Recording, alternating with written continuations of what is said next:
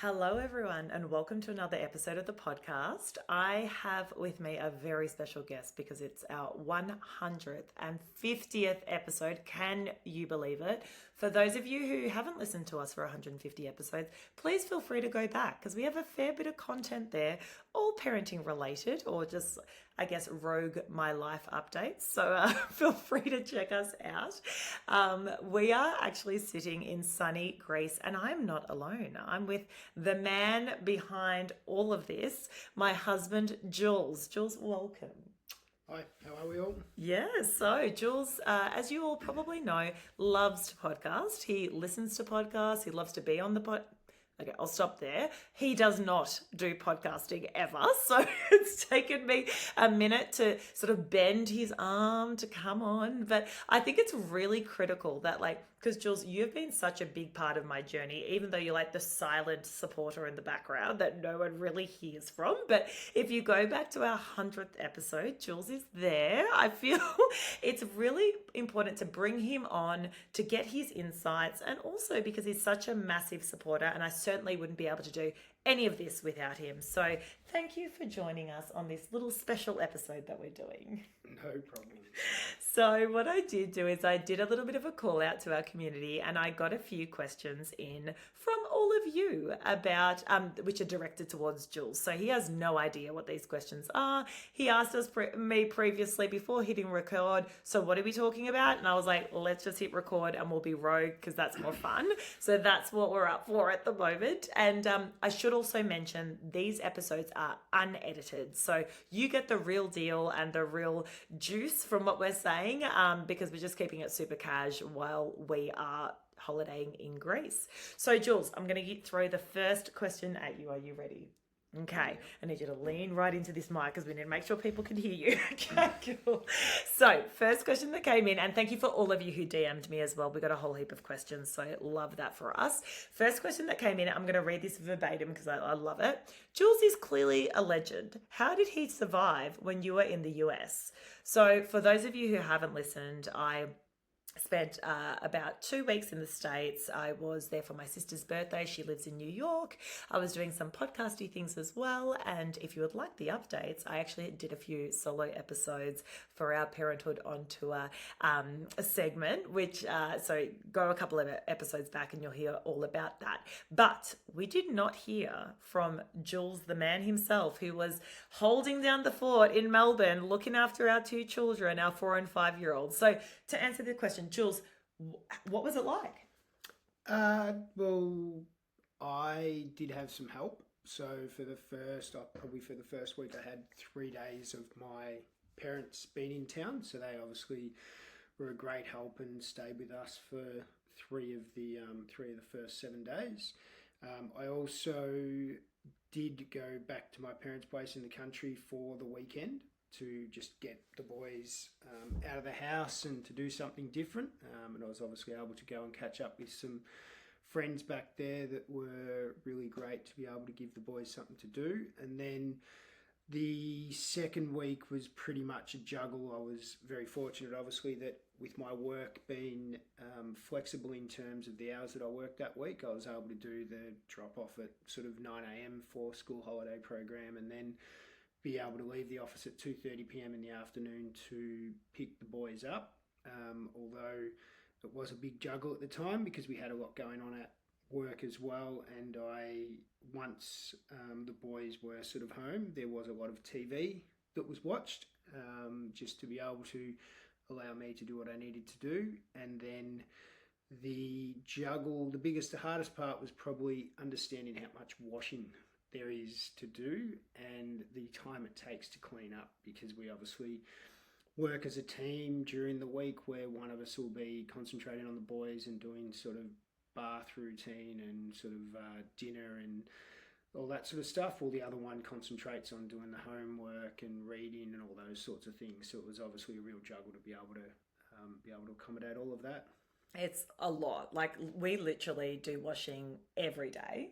And for those listening, our routine is once Jules gets home from work, I've often done bath, kids have eaten, and then they get to watch a show for half an hour while Jules and I eat our dinner in peace. And, you know, I feel like everyone's schedules will continuously be tweaked as the children get older, or, you know, when they were younger, it looked completely different. But right now, while we have our 4 and 5 year old, Jules gets home from work at 6:30. The kids have been bathed and fed. They are watching a show. We eat our dinner. Then it's TV's off. Jules is doing all of the readers and books with the kids for a good 45 minutes, call it. I'm racing around cleaning up after dinner, putting the washing out, you know, picking up washing from earlier, putting that in drawers, like, you know, so there's a lot of team effort. When you even miss one day of washing, I find it's like, where did all of these clothes come from? And like, how am I even going to get on top of it? Like, what did it look like for you? Like, so you're having to do everything at the one time, you're feeding them, you're feeding yourself, and then what? You're up till late. Like, what did it look like? Where once the boys go to bed, where I would usually, when Leonie was home, where I'd usually, once the boys have gone to bed, where I usually work or have some downtime to myself, I literally spent that time cleaning and washing and getting everything set up.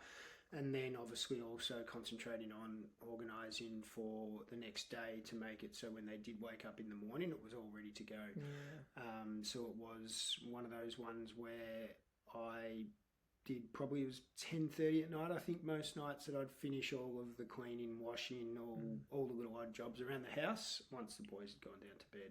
Yeah. Because it's so, like, we're very fortunate that we can do it together as a team when we're both at home, and obviously when there's one person, there's a lot of work that goes into it. Did you ever feel, I never asked you this, did you ever feel like resentful of me, like being like la-di-da on rooftops, popping bottles, and you're like, what the, I'm here with the children? Like, did you, or were you pretty good about it? No, not at all. It was good for me to be able to actually do the drop-off pickups, all those sorts of things, because it's not something that I do get the chance to do due to my work. So it was good for me to be able to do that and sort of be able to spend a lot more one-on-one time with the boys, because I probably don't get the opportunity to do that as much as what you do during the week. And so it was really good to be able to spend that time with them. Do you feel like you have more of an appreciation? And I say this more from a perspective of those listening going, oh, like if I was to tap out of the duties that I'm doing, would my partner then therefore maybe appreciate what I do more? Did you have more of an appreciation of what I do? Or do you feel like you kind of already got all the stuff that I'm doing anyway? What was it like? No, I get what is generally done in the background. The other one obviously is the whole sort of supermarket shopping and all that sort of thing. We obviously divide and conquer. So Lee generally does the supermarket shopping with Charlie, and I'll go and do sports activities or something else with Noah on a Saturday morning. Having to take both a 4 and a 5 year old to the supermarket together to do your weekly supermarket shop was a bit of a sort of a juggle.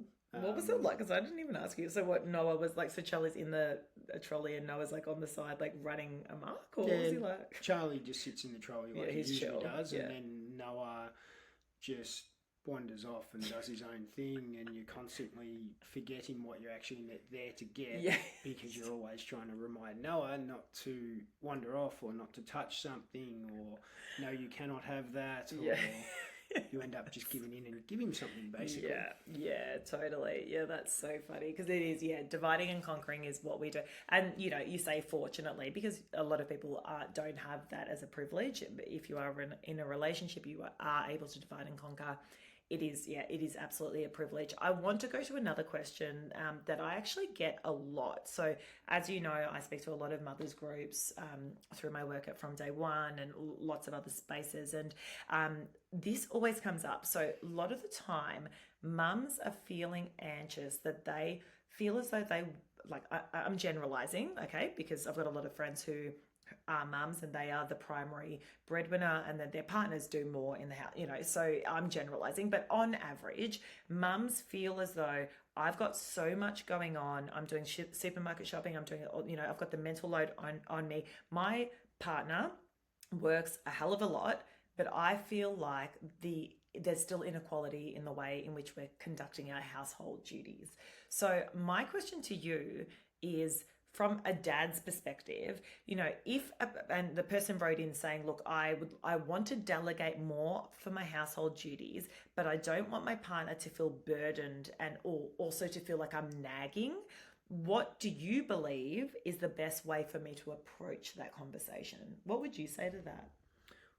We generally try to split as much as we can, and if it's one person's doing the grocery shopping, it means the other one's obviously doing something with one of the boys to keep them occupied.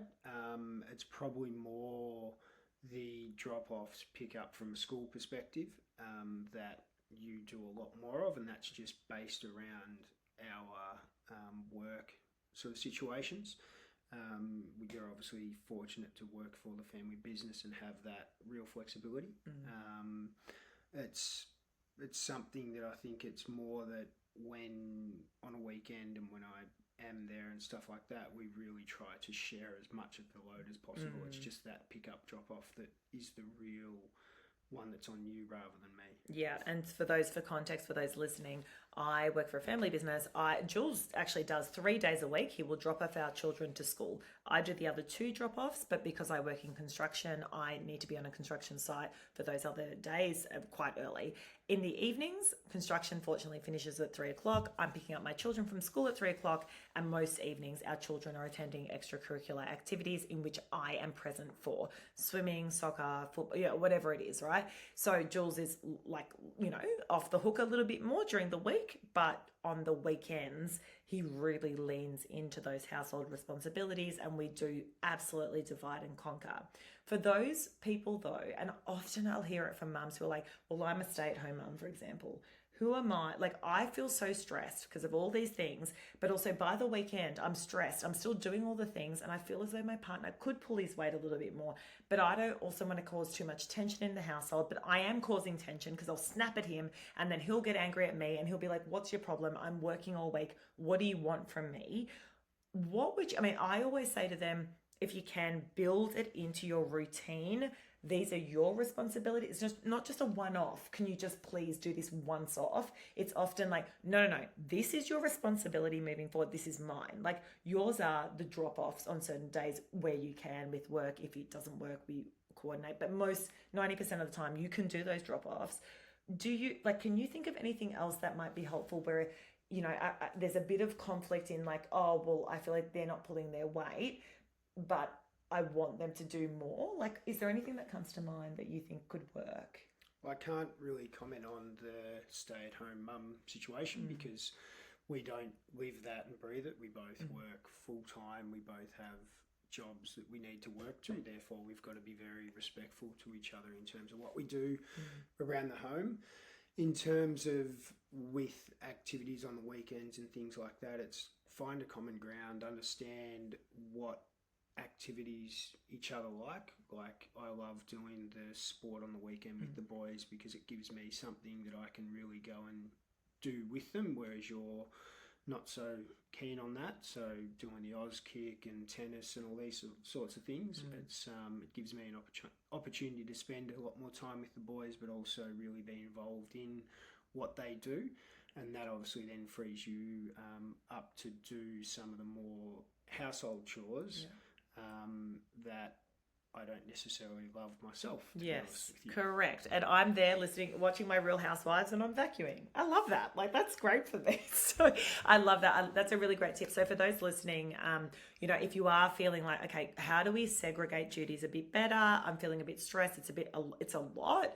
Okay, find the areas that you're more passionate about and that your partner perhaps would be passionate about, and sort of divide and conquer in that way.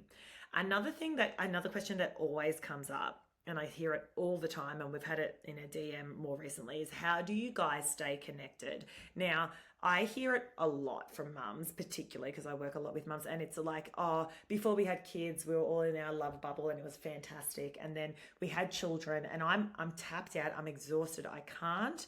And then I just feel like often my partner's now just become this person that we delegate tasks to each other, and we often find it really difficult to find each other in all of that. Now, I am such a big advocate, as you know, with the work that I do around making sure that you have time away from the children where you can. I know it's not easy for everyone, but, and to be able to find time to reconnect, because I know, speaking a lot with dads, they'll say, well, when we had the children, now I felt as though my partner didn't have time for me anymore, or they didn't want to prioritize any, and the affection was lost and all these sort of things.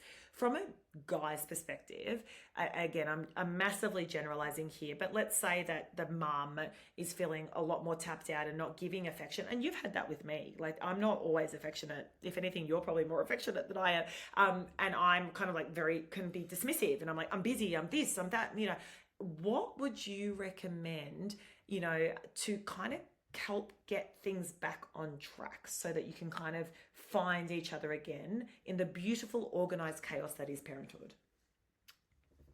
Obviously, everyone sort of speaks about doing date nights where you can, but not everyone has that opportunity to. No. We obviously do that we lean into nannies a lot. We lean into parents now that we're able to, in terms of being able to get away and spend a night away together, by having parents come and stay at our place to look after the boys, but obviously not everyone has that opportunity, so I think it's more being able to sit down and relax after the kids go to bed. I know it's hard, but actually sitting there and saying, no, we're going to sit and watch a TV show together.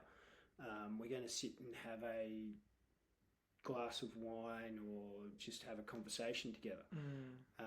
We obviously do sit down and have dinner every night together, and we actually talk about what's happening in each other's lives, and I think that's a massive part to it. Like, I could easily stay at work and not get home for dinner and get home later, but we make a conscious effort together that we sit our home together to have a meal together, because it's just being able to see each other on a daily, regular basis. Particularly because we're passing ships most of the time, right? And so it just makes a huge difference. 100%. And I think you're right, like where you can, and we'll do like an Uber Eats night together. Like, honestly, for those listening, we'll put the kids on the iPads. It's a Friday, no problem. Or we'll do a pizza night. Kids on the iPads or whatever. We're cooking the pizzas, we're having a glass of wine, and we're just enjoying each other's company, and the house is silent. And I'm not advocating for iPads all the time, and there's certainly boundaries and all of that you've got to consider, and whatever works for your family, but that's what works for us, to be able to have a minute. Because often what happens is, if the kids are in the room, you're not speaking to each other, and then you lose each other in all the giving that you give to your children. But unfortunately, you're kind of like, well, who did I even marry? Like, we haven't even spoken for 3 weeks. I don't even know what they're doing. And you see it all the time. So I agree with you. Like, really, where you can, prioritizing that meal together. We're like phones down during that meal. We're not like, you could easily be on your phone. Oh, I'm answering emails, I'm doing this, but we don't. TV's off.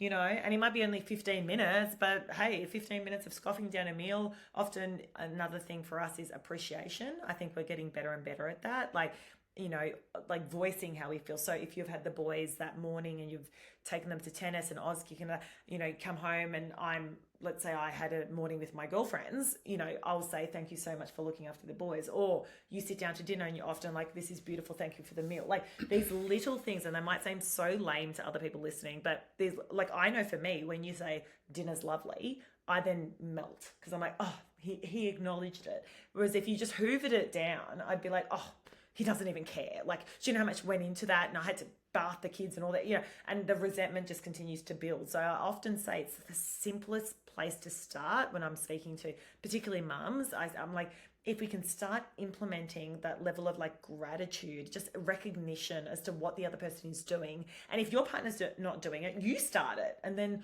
say to them, I'd love for you to perhaps start recognizing what I'm doing too. It can sort of simmer that resentment that can build. I don't know. What do you reckon around the whole appreciation point? Does it help you when I acknowledge what you do? Yeah, definitely. Especially when it's one of those ones where you do things that go unnoticed, and it's always good to be recognised for it. So there's stuff that happens around the house that I do that Leonie doesn't necessarily notice, but when you do sort of pick it up, when she does pick up on it, it's one of those sort of appreciation moments, or vice versa. There's a lot of things that Lee does around the house that I don't necessarily always notice, but when I do pick it up and notice it and show that appreciation, it definitely shows that there's sort of an ease in tension, if there was any tension. Totally. And I know even when you travel for work or whatever, like sometimes if you're gone for a longer period, or it was a stressful period, you knew that I was going to be left like in a little bit more of a stressful situation. You might even do a little thing where you bring flowers home, or you sort of more just whatever you can do to sort of acknowledge spontaneous stuff. Yeah, like, acknowledge. Don't do something. If you do something all the time, then it loses the spontaneity. Yeah. Loses this sort of the real appreciation that people get out of it. Totally. And just on that, around travel, I had someone call DM us saying, I often feel resentful that my partner has to travel for work. And I know Leonie's mentioned this a few times on the podcast, and that you guys are getting better at managing this. Any thoughts, Jules, around travel? Now, I'm going to butt in before I even ask you.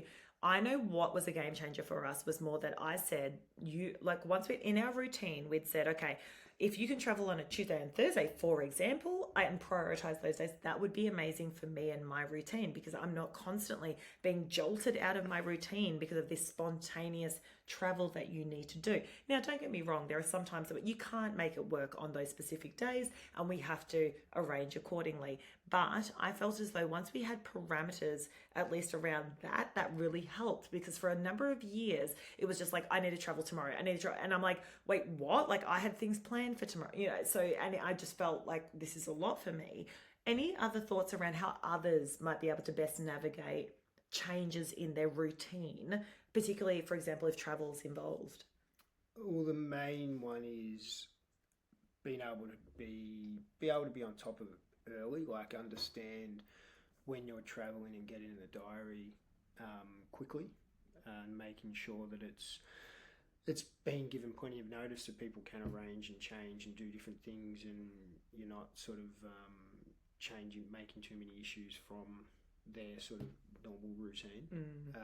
Obviously, with doing it as we've sort of done, make it so it's on certain days where possible.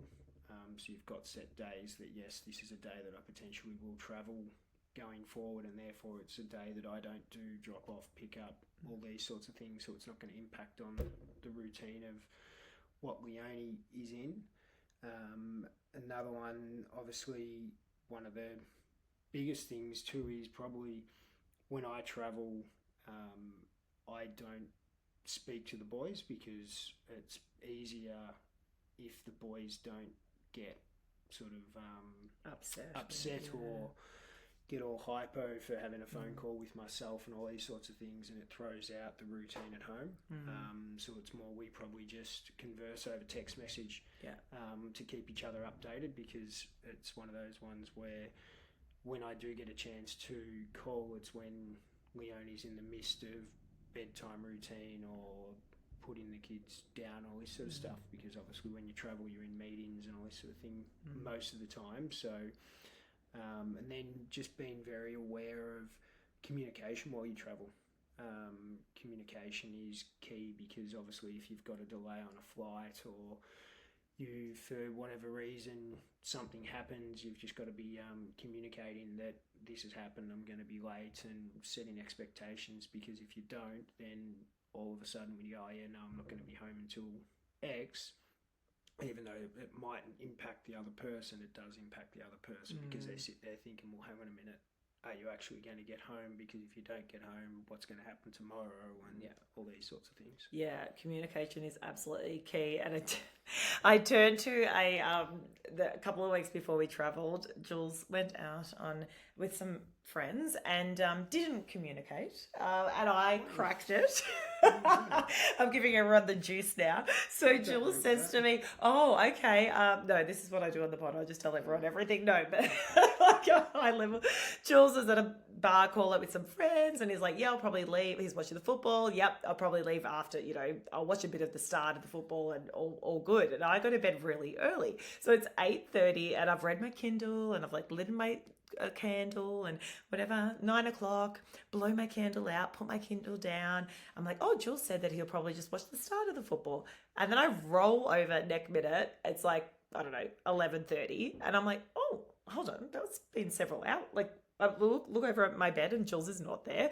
And I'm like, panicked because I'm like, oh my God, what if something happened? He was in the city, like, what if he... And so I get to my phone and I'm looking at my phone. There's no text messages from Jules talking about over communicating. And I was like, okay, Jules, are you okay? And thankfully you are very good with your phone, because had you delayed for like another hour, I would have been like in panic station. But you immediately responded and said, sorry, Lee, I am still at the pub. I'm having a good time with my friends and I'll be home shortly. But I was so rattled. And so I think the point is that communication, just like letting the other person know, whether it's a flight, whether it's whatever. I mean, no, I said to Jules, no stress. Like, if you wanted to stay, no problem. But like, just freaking text me and say, hey, I'm enjoying myself. I'm staying for a bit. I'll text you when I leave. Like, just so that I'm not stressed. And Jules can easily fire back at me and say, do you know the number of times, Leonie, you've said you're leaving a venue and then you never come home?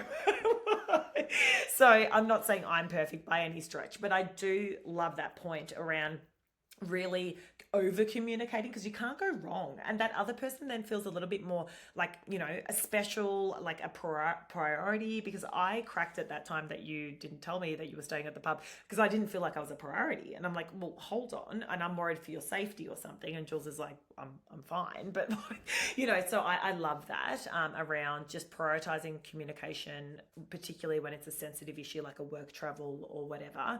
And hopefully that's helped that person who's also DM'd us around, if you can make it part of the routine and prioritize days, that's really helpful. It certainly has helped us as well. Final question. Okay, so Jules, this person wrote in and said, look, with the cost of living where it is, how are you guys budgeting or sort of navigating your expenditure accordingly? What comes to mind? We obviously have a number of different bank accounts and stuff like that. So we obviously have all different accounts set up for different things like school fees, obviously where we've got our weekly spending, and then we obviously have our savings accounts.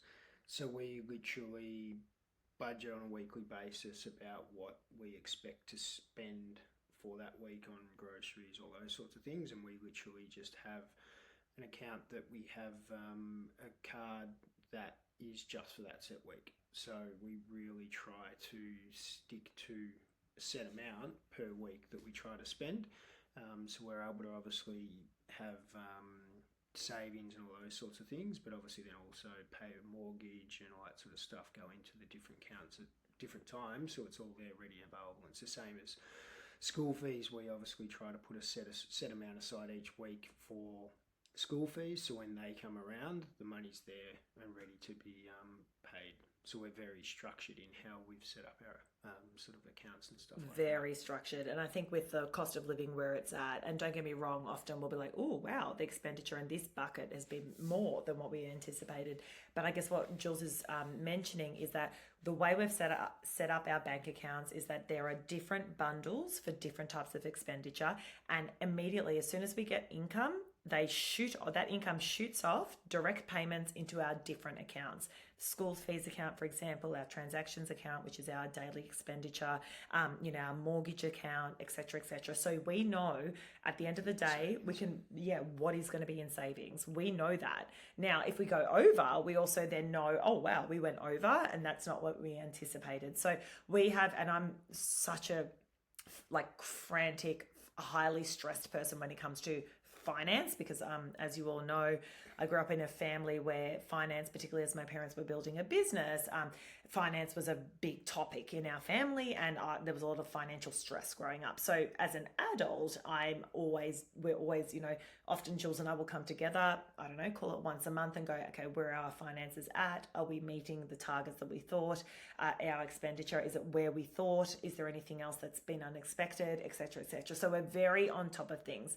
Now, I guess from a cost of living perspective, we've felt the pinch massively, but we do things like, I don't know, go to Aldi for our certain items that we know, like for example, our kids, their milk, their what is it, the soy milk or something, they're $1 at Aldi, they're $2 at Woolies. So we'll go to the Aldi, or we'll go to Bunnings to buy our dishwashing tablets, which are half the price than what's at Woolies. We are conscious. Bulk buy meats. We've got our big deep freezer in the in our garage, you know, things like that, because we only recently, as you all know, bought our house at the start of the year, a new expenditure, and now, you know, we're traveling, here we are in Greece and things like that. So in order for us to be able to achieve these things, even to get here, we've been really big on points, because Jules travels a lot for work. We've been able to, like 2 of our flight seats were covered by points, for example. So I guess our recommendation to you would be around, think about how you can utilize the point system if you are looking to travel. What are your credit cards tied to? Can you utilize that, you know, even more?